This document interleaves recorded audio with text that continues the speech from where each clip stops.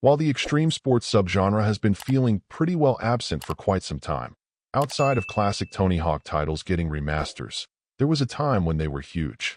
Between Nintendo's own 1080 snowboarding, SSX Tricky, Motocross Madness, and others, there were plenty of opportunities to catch air and trick to your heart's content a few generations ago. While Rooftops and Alleys isn't quite in that same vein, to some degree it does feel like a descendant of some of those titles, featuring a few outdoor areas where your objective is to find some great routes, chain together your tricks, and look pretty badass in the process. At least that's the idea. Tapping into the parkour trend a few decades too late, you'll be doing quite a lot of running, jumping, rolling, and stunting in this title.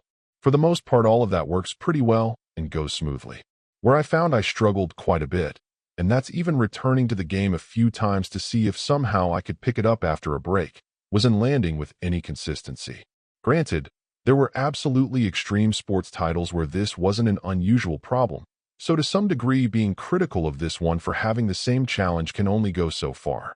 That said, without too many contemporaries for quite some time, perhaps the skill floor here is a bit high for newcomers, or gamers like me who may have played a number of those titles, but are feeling quite rusty these days trying to pull them off. The thing is, even removing the challenge of landing, and how no matter what great tricks you're able to chain, they won't matter if you crumple into the ground when you try to finish things out, there are other issues. The first is that perhaps the areas you'll have to run around in are a bit too limited in their variety and their audacity. I can understand wanting there to be a grounded real-world component to the design, helping it all to feel more authentic. But honestly, the memories that come to me first involving these sorts of games from yesteryear tend to be when things got a little nuts. Granted, since you're running around on foot, perhaps there aren't too many opportunities to catch some insane amount of air or launch off of something like a flagpole to complete some epic run, but so much of the experience here feels quite vanilla, and that honestly clashes with the subgenre's roots.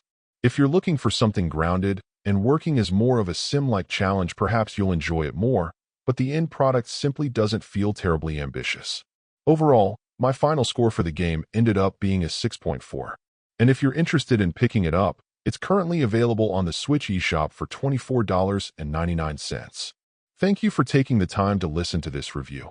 And if you'd like more information or ideas of indie games worth checking out on Switch, be sure to click on the link provided in the description. Until next time.